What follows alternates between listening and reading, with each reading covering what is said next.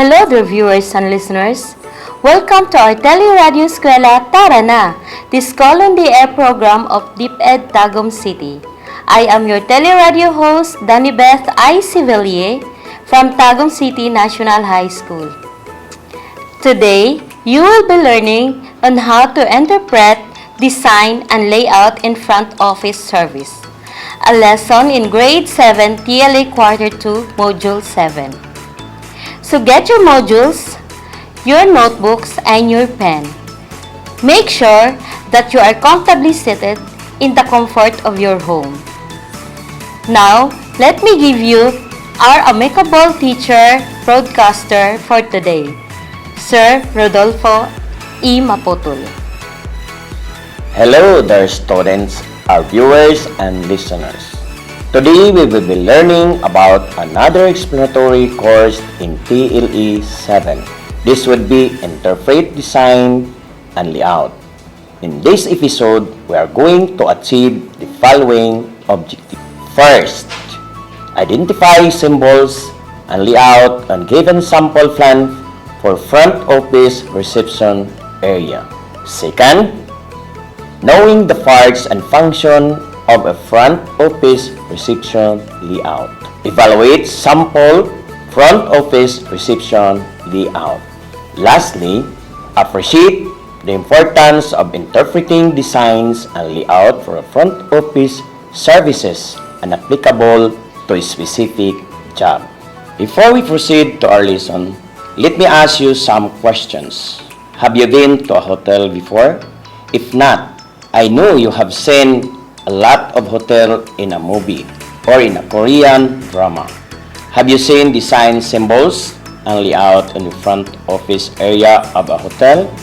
Do you know how to interpret design symbols and layout? Or do you know the parts and functions of a front office reception layout? Can you perform yourself to evaluate a front office reception layout?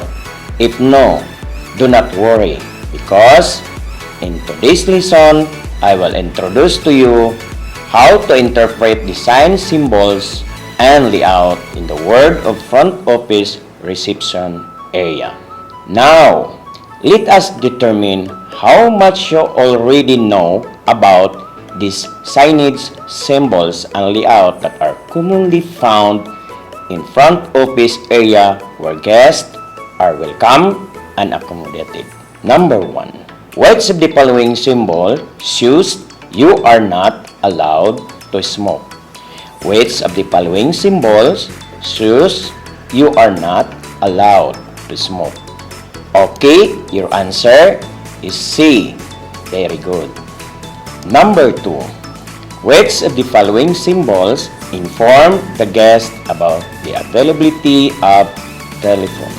Which of the following symbols inform the guest about the availability of telephone?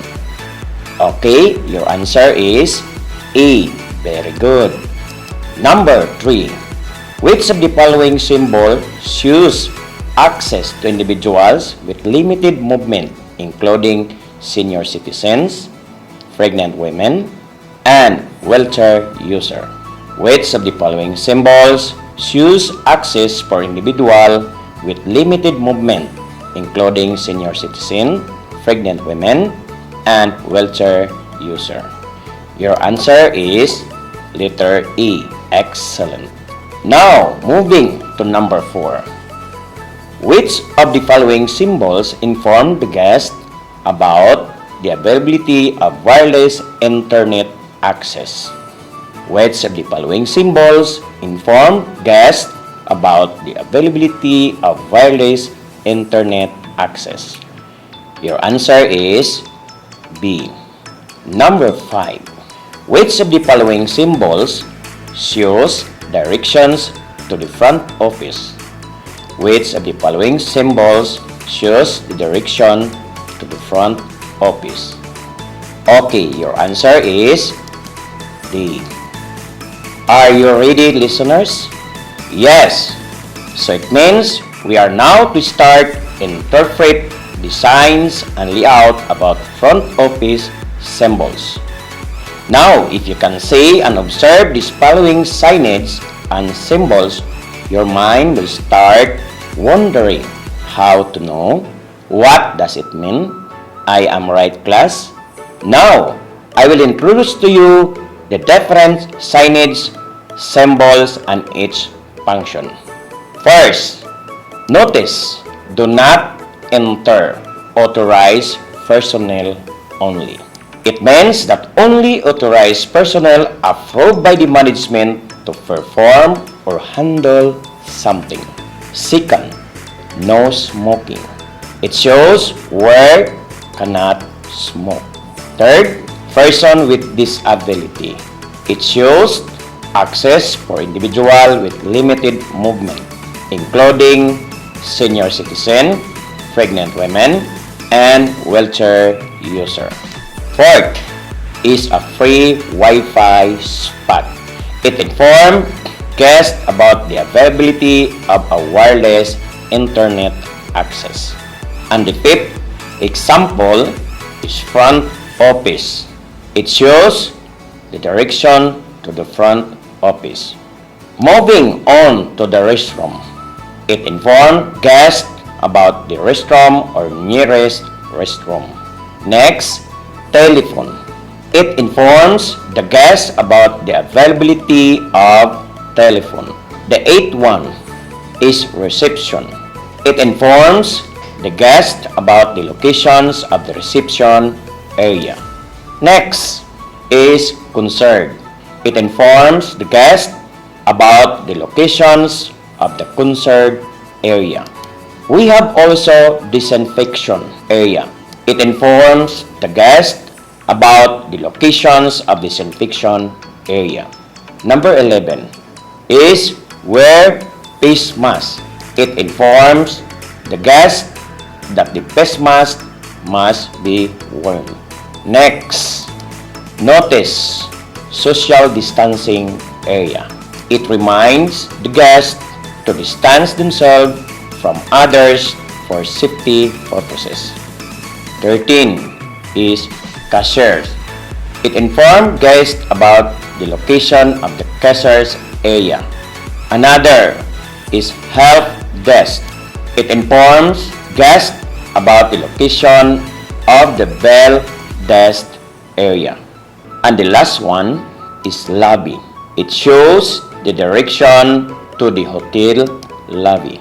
Now, let us learn more about front office parts and function. The front office department task is to welcome, accommodate the guest. This makes us the most important department in the hotel. It works 24/7 hours a day. We have a reception. It deals with the visitors entering and leaving the hotel. The main function of this area is welcoming, receiving guests arriving at the hotel.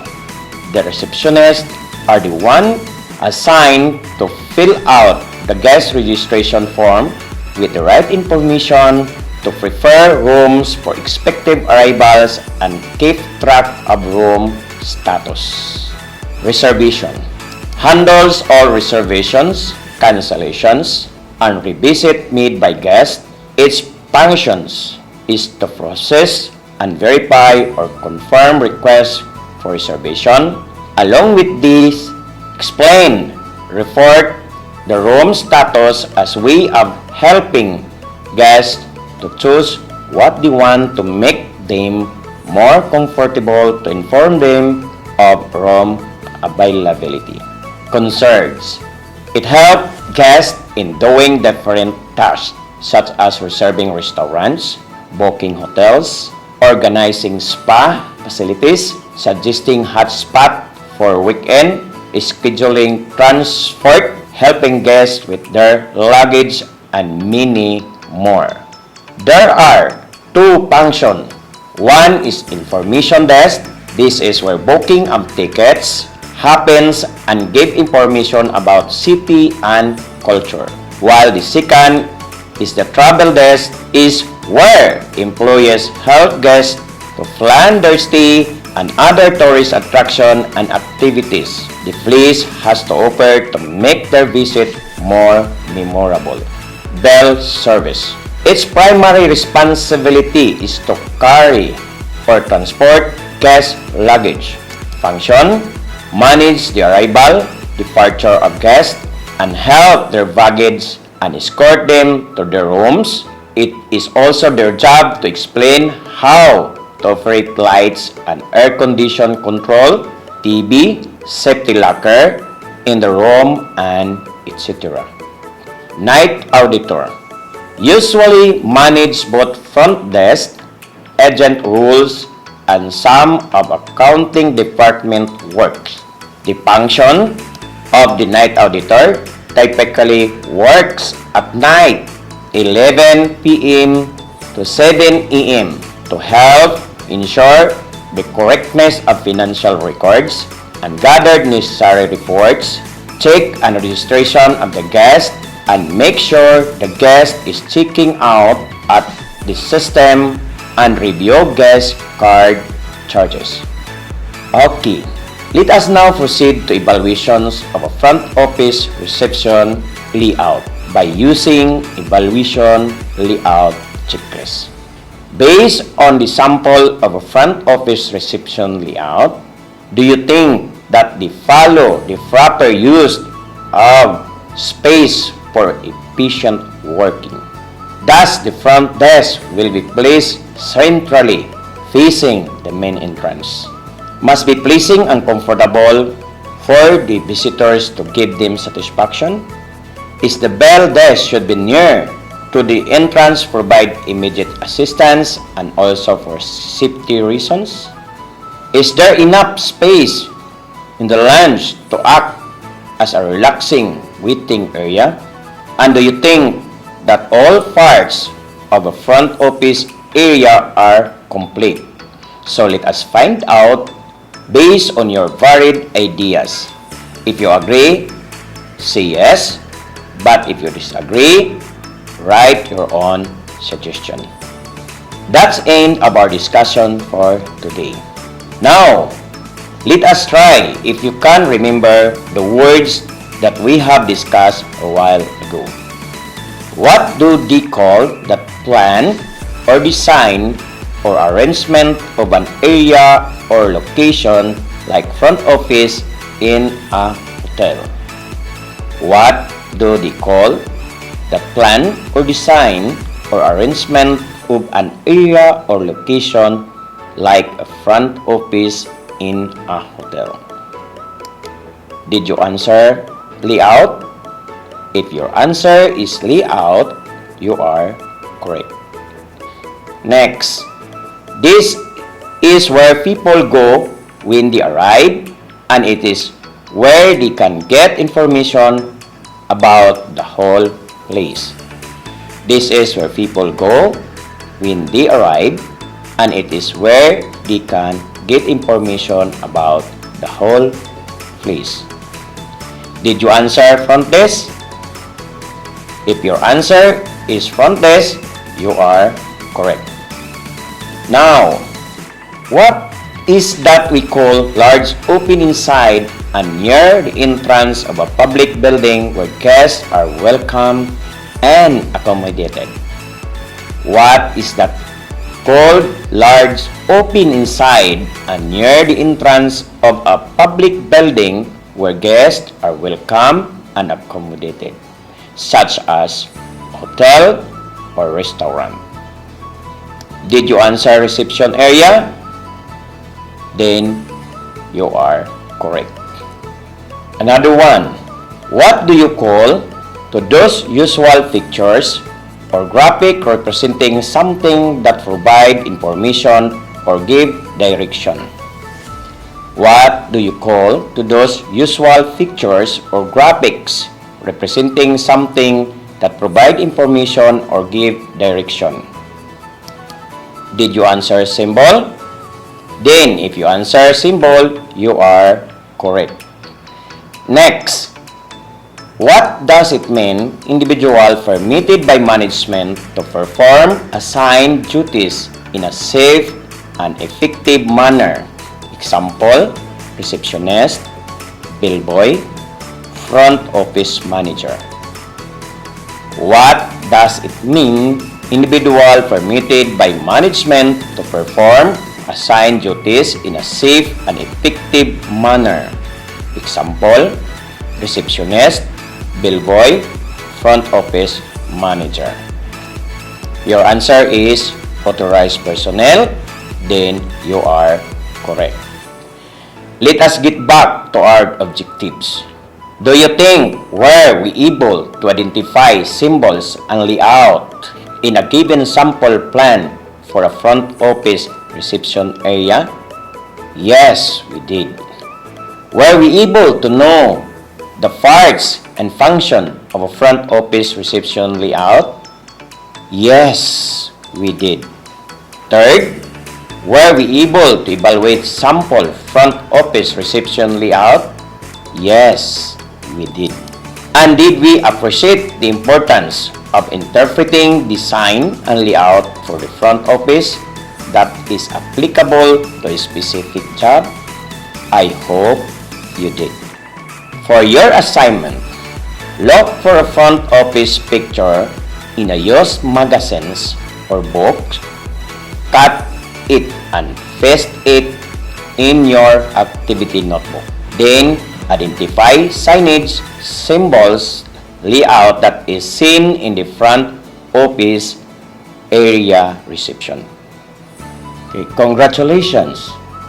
You've come this far to retain the learning and discover your creativity.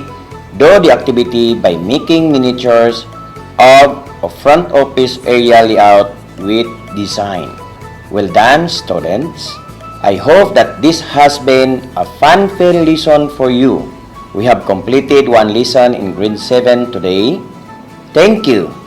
Don't forget hashtag TLE Life Skills. Have a good day. See you next time. That was great. Thank you, Sir Rudy. Thank you, students, viewers, and listeners for tuning in. That ends our lesson for today. For you to understand our topic further, you may do the exercises provided in your modules. You may also have an advanced study of your topics to prepare yourself for next lesson. Make sure to be with us on our next session here at the School in the Air program of the Department of Education.